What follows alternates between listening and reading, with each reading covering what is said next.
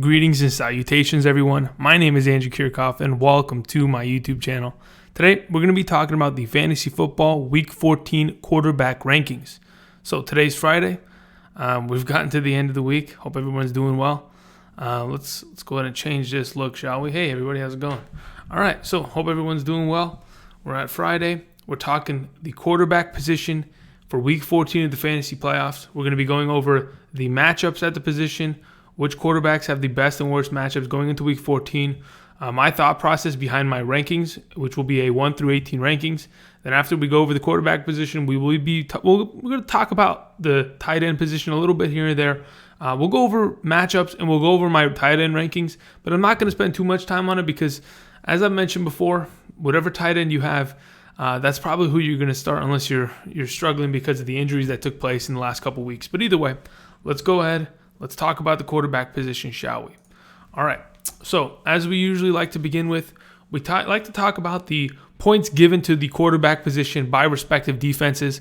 So, as of thus far this season, through the first 13 weeks of the regular season, the defense that is giving up the most points to the quarterback position thus far is the Cincinnati Bengals. Now, who has the privilege of playing the Bengals? We know it's the Chargers, Phillip Rivers. With Melvin Gordon out, I expect the Chargers to continue to throw the ball. But here's the thing. The caveat to it, I expect Phillip Rivers to have a great game. But then again, we can always expect that this team is going to run the ball. They still have Austin Eckler. They still have Justin Jackson. So I'm not 100% deeming, okay, because Phillip Rivers has the best matchup, he should be the number one guy up here. I think they're going to win that game. They're going to win it easily. So what we'll see from my rankings, Phillip Rivers is a fantastic play, but he's not going to be the number one, per se. Anyway, other than him, the Falcons are giving up a bunch of points to the quarterback. Aaron Rodgers has the privilege of taking them on. There is a good chance that Aaron Rodgers comes out and has, an opportunity to prove himself. With the firing of Mike McCarthy this past week, I think Aaron Rodgers has a good chance to come out and pretty much play up to his potential. With the change at the head coach position, perhaps this gives a new life to the team and the organization as a whole. This presents an opportunity for Aaron Rodgers to come out and prove himself. Yes, they're not playing for much, and neither are the Atlanta Falcons at this point, but then again, you're playing for pride. You're playing for an opportunity to improve yourself, so maybe we'll see Aaron Rodgers and this Packers offense come out and score some fantasy points. Other than that, the number 3 defense, giving up the third most points to the quarterback position, nearly 26 fantasy points in 6 point per passing touchdown leagues. It is the Tampa Bay Buccaneers defense. We've talked about them to quite the extent all season long. They're one of the worst defenses in the NFL. They play against Drew Brees this week, who's coming off of a game where I'm sure he's not proud of his performance, and I'm sure that the Saints are going to have a very, very good game against the Tampa Bay Buccaneers. Drew Brees should be fantastic. Oh, speaking of Drew Brees and the Saints defense gives up a bunch of points to the quarterback position. So on the other side of this, argument where we're saying Drew Brees is going to have a great game and the Saints offense is going to be able to score a lot, I think Jameis Winston has an opportunity himself to come out and prove himself. He's had 2 consistent weeks. Yes, he's been playing against not so great defenses. He played against the 49ers and played against the Panthers, who have been on I don't know how to describe it other than they're on a 5-game skid. I think, they've lost 4 games in a row, if I'm not mistaken. They're 6-6 now. So, yes, the Tampa Bay Buccaneers schedule hasn't been the best, and the Saints are looking like a better defense, but I still think Winston has an opportunity. Moving on, the Kansas City Chiefs giving up a bunch of points to the quarterback position. I expect, Lamar Jackson to be a good play, but, it always depends whether he scores that touchdown. We know he's going to get the yards with his legs, and he's going to make plays with his arms here or there, but is he going to be good enough to find himself in the end zone and make himself even that much more fantasy relevant? We'll go over that later. The Raiders giving up a bunch of points to the quarterback position. I expect, Big Ben Roethlisberger to have a great week. With the absence of James Conner, just like Phillip Rivers, he's going to have to be forced to throw the ball more. And who doesn't want to throw the ball when you're the quarterback of the Pittsburgh Steelers with such a great offensive line and the 2 weapons of Antonio Brown and Juju Smith-Schuster? On top of that, you'll have opportunities to throw the ball to Vance McDonald, Ryan Switzer. There are weapons within that offense to make you confident that make sure you're confident in starting Ben Roethlisberger this week.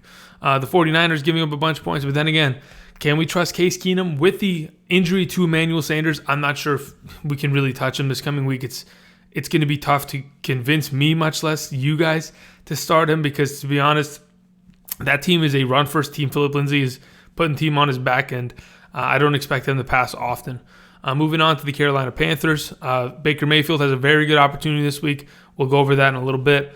The Rams, they gave up a bunch of points. Mitch Trubisky is coming off of a 2-game, resting period in which they've played Chase Daniel. Here's the thing. Trubisky's a good quarterback. Since prior to his injury, he was, a top 10 fantasy quarterback. I expect him to get back to form and eventually, be able to prove himself as one of the top quarterbacks for this season. I expect that they're going to be able to take advantage of the Rams defense to an extent, but we'll see. With Aqib Talib coming back, this team could be different. They could change. You never know. All right, moving on. The Pittsburgh Steelers giving up a bunch of points to the quarterback position. But here, the difference between the Steelers at this point and the Seahawks is 3 fantasy points. What's 3 fantasy points? For a quarterback position in a 6-point per passing touchdown league, it's 75 yards passing, 30 yards rushing. It just depends. But either way, they've been giving points to the quarterback position. They've been pretty susceptible in that area, giving them nearly 2 touchdown passes a game. We saw Phillip Rivers take advantage of that. But then again, Phillip Rivers is a great quarterback on a good AFC contender as of right now. Playing against the Raiders. I know the Raiders were able to put up a lot of points on the Kansas City Chiefs, but I'm not sure if that's going to translate against the Steelers this week. Moving on, the Lions giving up a bunch of points to the quarterback position. We'll see if Josh Rosen's able to take advantage of that. I think the secondary of the Lions is very, very susceptible. They're not a great secondary. I expected, Jared Goff to take advantage of that last week. He was not able to. That offense did not click last week, yet they still scored 30 points. But this is not about the Rams. We're talking about the Josh Rosen-led Cardinals offense. I expect David Johnson and Larry Fitzgerald to be the only weapons who get really involved. Other than them, it's just a lot of uncertainty. So we'll see how that goes. The Patriots, then again, I'm not really convinced that the Dolphins are able to, keep up with the Patriots. But then again, if you go and you look at it, the home road splits, when the New England Patriots play at the Miami Dolphins, they've had a tendency of losing in Miami quite often. I think a majority of the games that the Patriots end up losing within their division in the last couple years, at least the last 5 seasons, majority of them have been away at Miami. 100%. They do not play well in Miami. I'm not sure what the reasoning is, but you never know. It could happen again this week. Moving on, the Washington Redskins. That team is they're falling apart injury-wise. Their offensive line's banged up. They have to deal with quarterback play from Mark Sanchez. I think Eli could be a decent play, but then again, I don't really trust him. He's pretty much at the end of his wit. Moving on, the Eagles. I expect Dak Prescott to be good. The Dolphins. Brady's going to be okay. Let's put Dak Prescott's going to be okay. I don't think he's going to be good. I think he'll just be okay. He'll be serviceable. Let's put it that way. He's a guy that if you're really struggling, he'll be okay. The Cleveland Browns, the Jets, the Broncos, Packers, blah, blah, blah. Okay.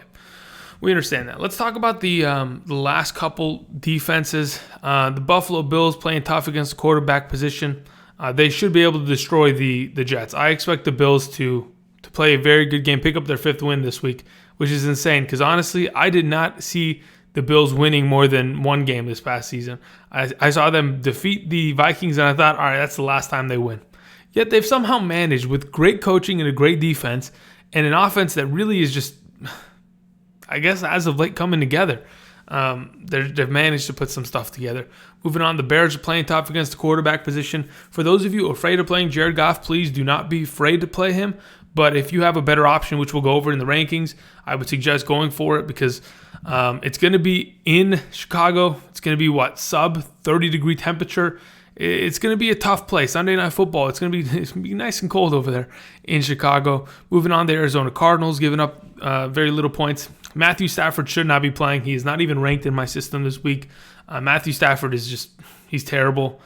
And I don't know what happened to that team. He went from being one of the better quarterbacks in the NFL, one of the better quarterbacks in fantasy. He'd been a top 8 quarterback in the last 3 years of fantasy. And now he's just not even in the top, I don't know, I was going to say top 18, but I haven't even looked into that. Actually, you know what? I'm curious. Curiosity killed the cat, ladies and gentlemen. And somehow I'm the cat. I got some whiskers. It all works. All right, let's just see this, shall we? Let's look up and see where Matthew Stafford lies this season within the quarterback rankings in top. All right, let's see here. Where's the F3 on this sucker? Oh, goodness. Oh, goodness. All right.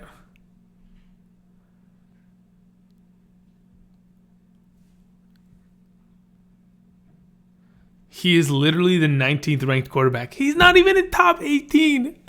I knew it. Oh my God. He'll end up top 18 by the end of the season because I'm looking at it right now. Andy Dalton, he's not going to be able to sustain. He's out for the rest of the season. So he'll drop out of that top 18 and Matthew Stafford will eventually be a top 18.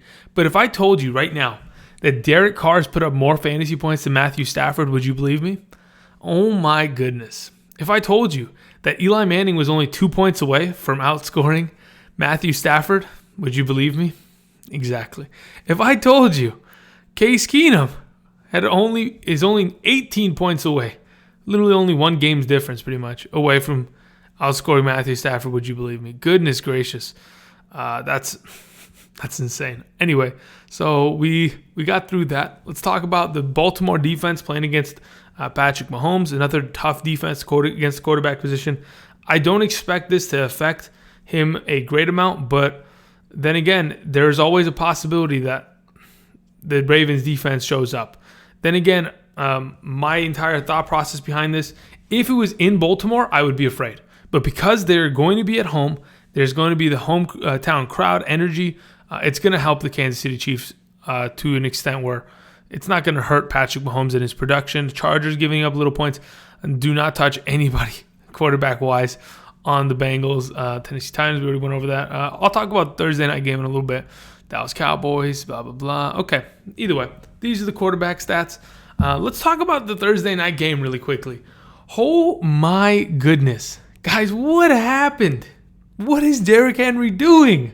Okay, so two immediate thoughts while watching the game and trying to absorb all of the information, okay? Number one, Leonard Fournette.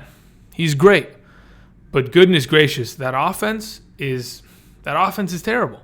They're not capable of being able to do anything without a quarterback. I mean, Cody Kessler, yes, he threw for like 240 yards and a touchdown. Okay, great. But their offense is awful. Their defense doesn't look like anybody wanted to tackle last night. Derrick Henry with 239 rushing yards, 4 rushing touchdowns. Perhaps one of the best fantasy performances I have ever seen in my entire life. Just an incredible game. As I told you guys, it was either going to be a boring game or it was going to be a shootout. Instead, it was a boring shootout in which the Tennessee Titans ran the ball down their throat. Now, I did mention, okay, I don't want to toot my own horn, but I did mention that there was a possibility that Derrick Henry was going to be relevant because I'm telling you, when the Titans play the Jaguars, for some reason, they love to use Derrick Henry. They think, hey, you know what? The Jaguars defense, they think they're tough. We have a fucking train behind us that's just going to run them over. Anyway, let's just move on from that. That's pretty much all I wanted to talk about. Let's talk about our quarterback rankings for this week. Try to get through this pretty quickly. Not trying to be here all day, but number one, it's for sure Drew Brees, coming off of a poor week in which he just struggled against the Dallas Cowboys defense. He's going to take his anger out on the Tampa Bay Buccaneers. Now, the Tampa Bay Buccaneers, other than that Dallas loss, have the only win against the only other win against the Saints this season in Week 1, in which Ryan Fitzmagic lit them up. So there's always a chance, but I think the improvement to the entire Saints defense gives them quite an advantage to where I don't think it'll be a shootout per se. I think the Saints will be able to hold a pretty decent lead, but you never know. It's the NFL. You never know. All right, so Drew Brees is number one. Number two, we have Ben Roethlisberger playing against the Raiders. As I mentioned before, with the absence of James Conner, Jaylen Samuels will be in the backfield with Stephen Ridley. They might be switching off here and there. But either way, I expect them to throw the ball at a considerable rate with Antonio Brown, Juju Smith-Schuster, and Vance McDonald being the top 3 targets within that offense. I expect Ben Roethlisberger to take advantage of this matchup against the Raiders and pick up a good W this week. He should be, a great fantasy play for this week. Moving on to number 3, I have Deshaun Watson now. Yes, Deshaun Watson at number 3. Okay, now here's my thought process. If we go, let's go back really quickly. Where are the Colts on this list? The Indianapolis Colts are giving up the 20th most points, okay? Or the 12th fewest. It depends how you want to look at it, right? But supposedly, they're only giving up 19 fantasy points to the quarterback position in 6-point per passing touchdown leagues. Now, here's the glaring issue with that entire situation. The Colts, as of late, yes, they've been winning games, but they don't play nobody. They literally don't play good teams. As of late, they've played against the Jacksonville Jaguars. They've played against the Miami Dolphins, Tennessee Titans, Oakland Raiders, Buffalo Bills, New York Jets. They don't play against good quarterbacks. And last time they played against Houston, we all know what happened in that game. That game was back and forth, scoring left, right, and center. Houston was able to pick up the W via just a shootout.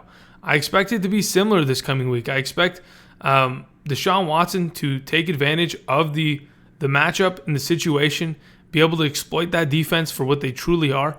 They're not a great defense, and I think they've been hiding behind the fact that they've had fantastic matchups, in the midway through the season towards the end. Deshaun Watson should be great this week, and he's my number 3. Number 4, we have Patrick Mahomes. As I mentioned, I don't expect the Ravens matchup to hurt him a lot because, let's be real. You've drafted Patrick Mahomes or you picked him up off the waivers after week 1. Congratulations. He has carried your fantasy team thus far. If you are playing this week, you are starting him this week. Why? Because he is Patrick Mahomes. He has carried you thus far, and he will continue to do so. You should trust him. He's my number 4. Number 5, we have Phillip Rivers. Against the worst defense, giving up the most points to the fantasy quarterback position, the Cincinnati Bengals are going to have their hands full with Phillip Rivers in this Chargers offense. Rivers is going to be great this week. I expect him to spread the ball out and should be a good quarterback. I think with his consistency all season long, it's pretty ridiculous. This guy has thrown 2 or more touchdowns every single game this season. And if I'm not, let me just confirm that. I'm almost positive it's every single game this season, except perhaps the first game. Let's look that up, shall we? Okay, Phillip Rivers thus far this season, he has thrown 2 or more passing touchdowns in every single game. That kind of consistency cannot be overlooked. And with such a great matchup, I'm just 100% confident he's going to have a great week. He's my number 5. Number 6, Andrew Luck. As I mentioned before with Deshaun Watson, if Deshaun Watson's going to have an easy matchup and he's going to be able to score a lot of fantasy points, that is going to put a lot of pressure on Andrew Luck and that Colts offense to make plays. And I expect them to come off that week in week 13 in which they scored 0 total points as a team. They're going to flip the script. They're going to turn it around. I expect them to have a good week. I expect Andrew Luck to get back on pace, in which he was just tearing up the league, in which he had 8 games in a row of 3 or more passing touchdowns. Andrew Luck's going to have a good week this week, and I expect Eric Ebron and T.Y. Hilton, perhaps Nyheim Hines as a sleeper running back, to contribute a lot in that passing game, and he's my number 6. Number 7, we have Cam Newton. Now, here's the thing about Cam Newton. Cam Newton, the injury report says that he has a sore shoulder. He threw 4 interceptions this past week, and in fact, at the end of the game, they had pulled out Cam Newton, and they had another quarterback, their backup quarterback, go into the game to throw the Hail Mary, okay, at the end of the game. Now, here's the issue with that. If Cam Newton's shoulder is not healthy, I expect him to probably struggle in the passing game. Now, you're playing against the Browns defense, which probably won't be able to take full advantage of you, being an injured Cam Newton. But then again, I could potentially see Cam Newton ducking and running and getting his fantasy points with his legs. Either way, I think it's a good enough matchup where he can be successful. Whether he's injured or not, sore shoulder or not, I expect him to be good. He's my number 7, excuse me. All right, let's move on to number 8, Jameis Winston, the other side of this Drew Brees matchup. I'm telling you guys, it's going to be a good game. Probably the Saints end up picking up the win, but beware a man with nothing to lose. the Tampa Bay Buccaneers truly have nothing to lose. Yes, they can potentially lose that game, but do they care? Do they really care? Does Dirk Cutter really care? Pretty much losing his job at the end of the season anyway. So they're going to come out, full go, and the Tampa Bay Buccaneers are going to try to get after it. And I expect them to be good. I expect Jameis Winston to try to win this job back, so he can secure, a quarterback position for a starting team next year, whether it's in Tampa Bay or not. He's my number 8 this week. Number 9, we have Russell Wilson. Now, you may be thinking, oh, Andrew, but the Minnesota Vikings defense, they're tough against the quarterback. How could you have Russell Wilson so high? Well, here's my logic behind it. Russell Wilson last week completed 11 passes, 4 in which were touchdowns. Russell Wilson, as of late, is probably, I'm curious. I wish I had pulled up the stat, because I'm honestly 100% convinced that he's been one of the better quarterbacks in the back half of the season. He always starts slow, but as I mentioned midway through the season, when many of you guys were asking, should I drop Russell Wilson? Yes, he starts slow, but eventually he becomes one of the better quarterbacks in the NFL. With how good that running game has been, the last couple games for him have been fantastic. I mean, he has thrown, just like Phillip Rivers, since week 5, he has thrown 2 or more passing touchdowns, and 5 games of 3 or more touchdowns. I mean, he's been doing it all. Even without having to throw the ball a lot, he continues to find himself fantasy relevant with throwing touchdowns and making points happen with his legs. This coming week on Monday Night Football against the Minnesota Vikings, I expect him to be good. I expect Russell Wilson to be a good play. He's my number 9. Moving on to number 10. As I mentioned before, the Atlanta Falcons, they give up a bunch of points, and Aaron Rodgers has a great opportunity.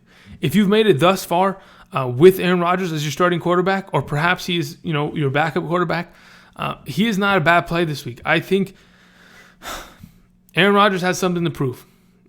They fired the head coach. Many people weren't happy about that decision. I personally was, because I thought, there's an issue within that locker room. And if it's not Aaron Rodgers, and it's not the fact that, he doesn't have weapons to surround him, then it's got to be the coaching issue. Hopefully he can come out, he can prove to himself, his teammates, the organization, that he wasn't the issue, and Mike McCarthy was, and he can have a good fantasy week for us against the Falcons. It's a good matchup. All right, moving on to number 11, we have Jared Goff. As I mentioned before, it's a tough matchup. The Bears defense gets after it, but I'm sure the Rams will be prepared. That being said, I'm sure they're going to run the ball a lot, and I think they're going to have Todd Gurley be just as good as he normally is, despite that defense getting after him. I think Goff is a top 12 quarterback, as you can see. He's a guy that should be starting this week, unless you've got someone substantially better. Like, let's say, for example, you're sitting there right now and you're like, Andrew, I have Jameis Winston and Jared Goff. Who do I start? Honestly, I'm going with Jameis Winston. But if you have like Aaron Rodgers and Jared Goff, there's a coin toss there. But if you're a couple notches up, there's another option, a couple notches up, I'd probably go with that. Anyway, let's move on. And again, Jared Goff, this Rams team is very much so dictated on how he plays. If the defense gets after him, we saw it last week, okay? The Lions defense was getting after him. They were getting in his face.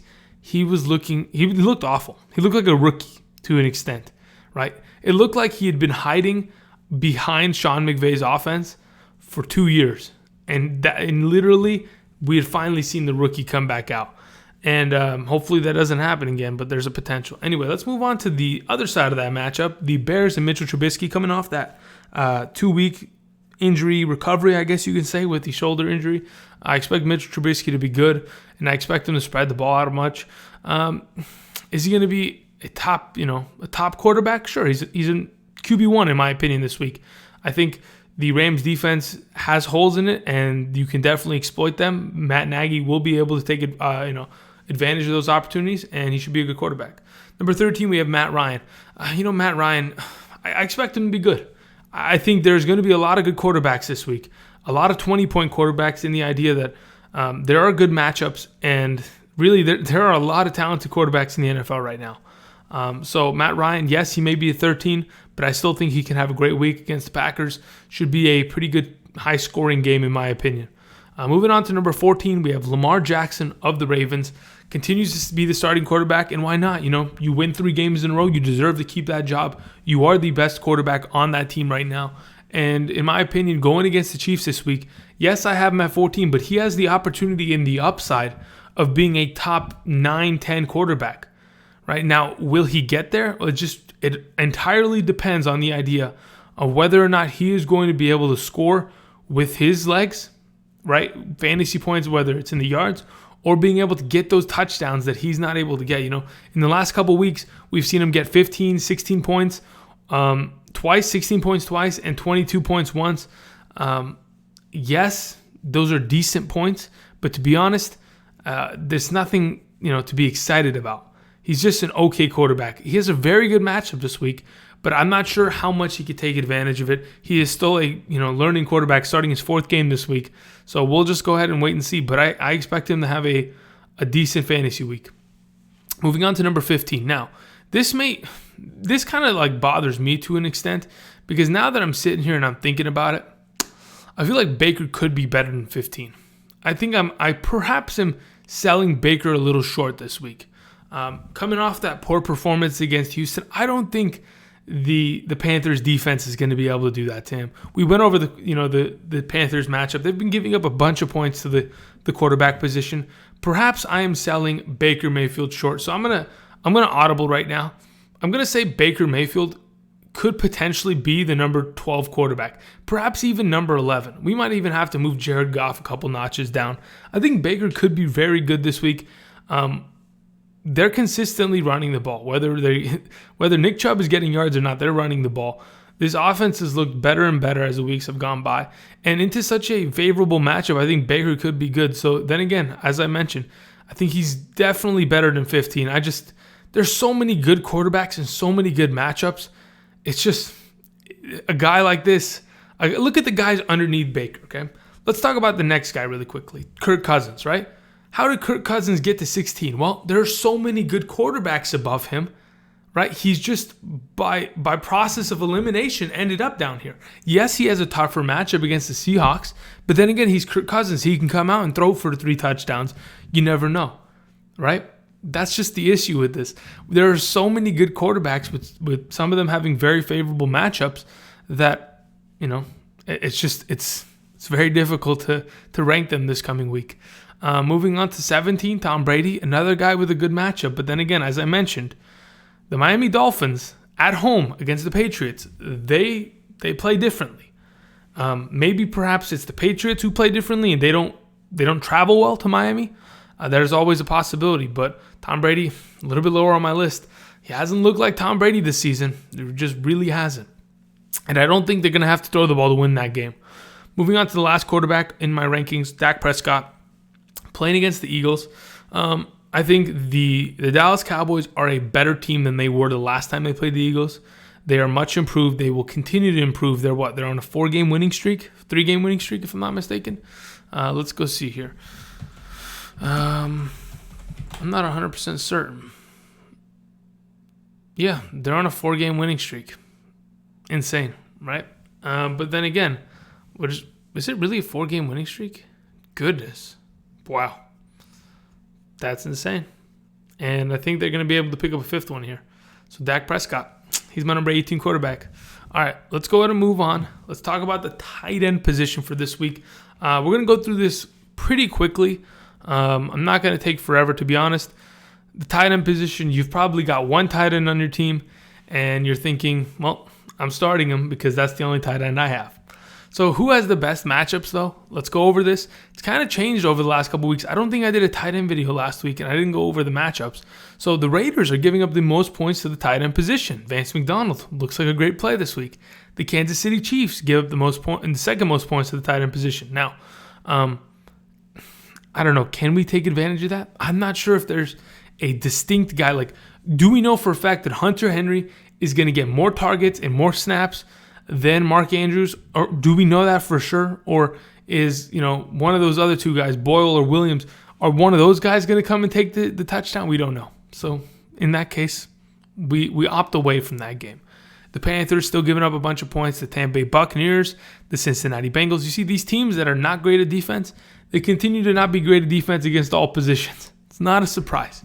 Other than that, who's tough against the tight end position, who you might want to opt away from? The New Orleans Saints, specifically the New Orleans Saints.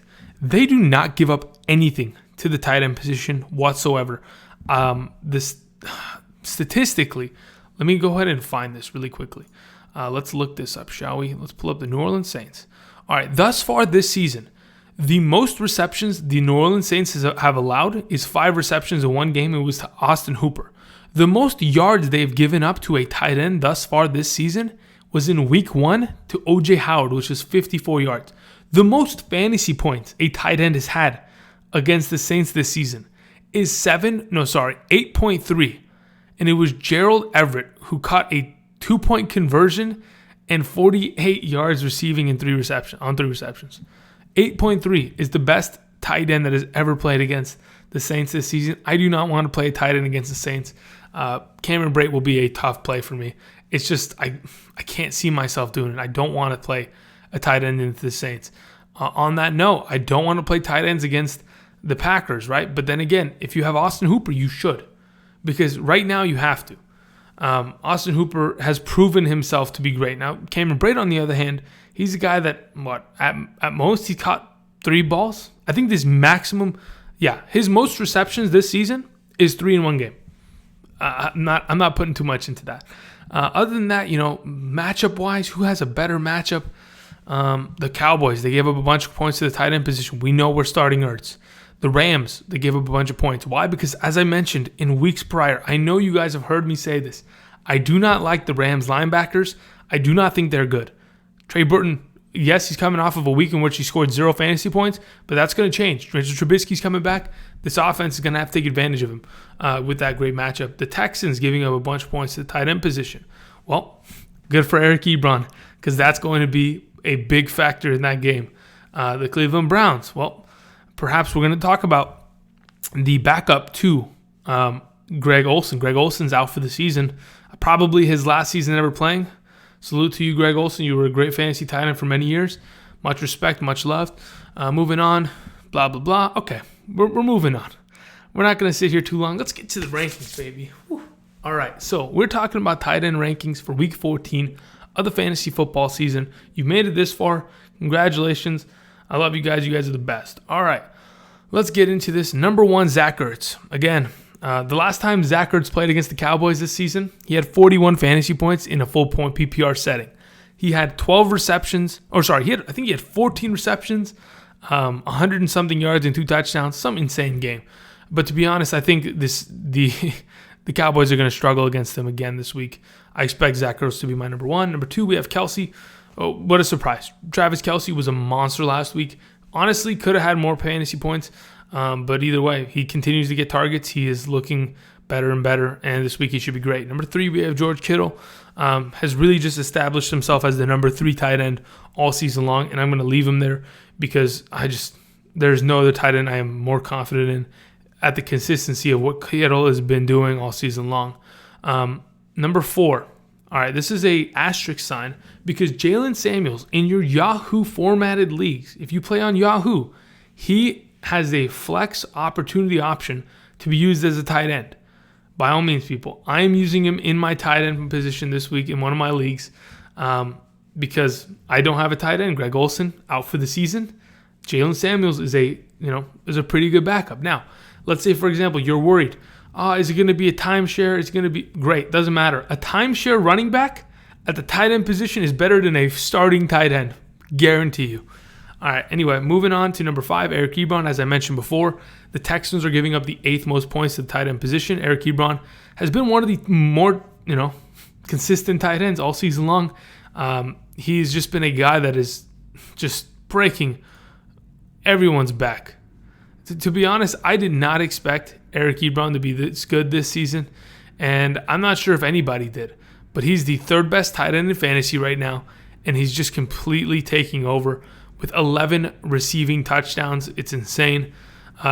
His yardage is not great, but if he continues to find himself in the end zone, no more Jack Doyle, Eric Ebron's a good play. Moving on to 6, we have Gronk. He's Gronk. I have to put him above all else because he's Gronk, period. That is it. It's not because he has a good matchup or anything.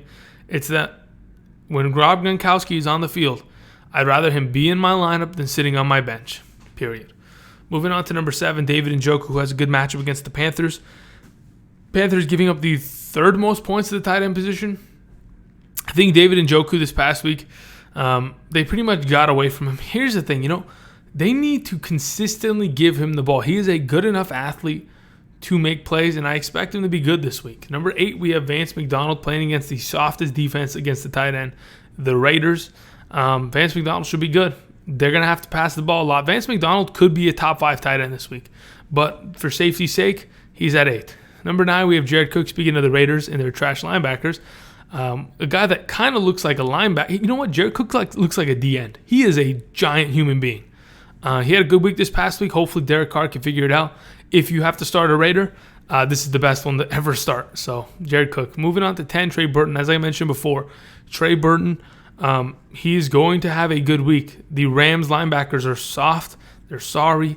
And hopefully Trey Burton can figure it out with Mitch Trubisky coming back. Moving on to number 11, Austin Hooper playing against the Packers. The Packers are tough against the tight end, but then again, Austin Hooper, he's going to have to play for us.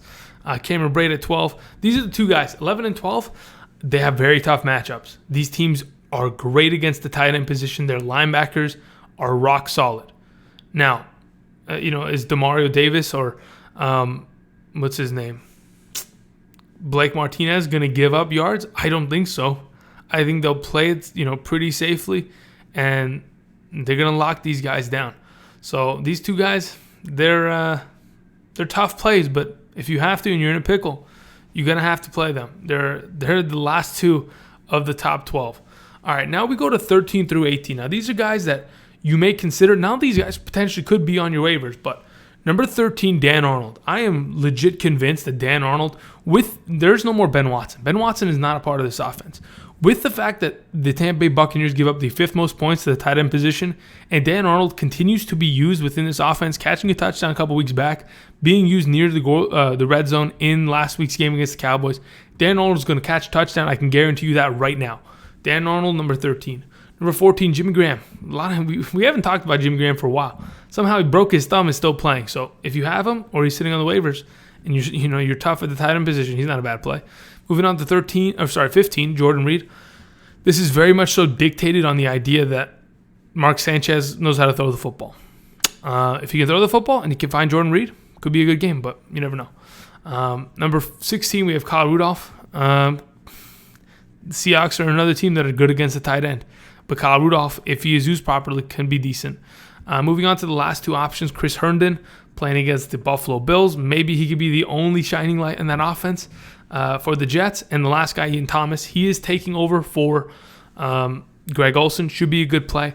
And to be honest, we've seen last season, Ed Dixon took over. Ian Thomas did contribute a little bit here and there. He contributed last week to the point where he had 5 fantasy points.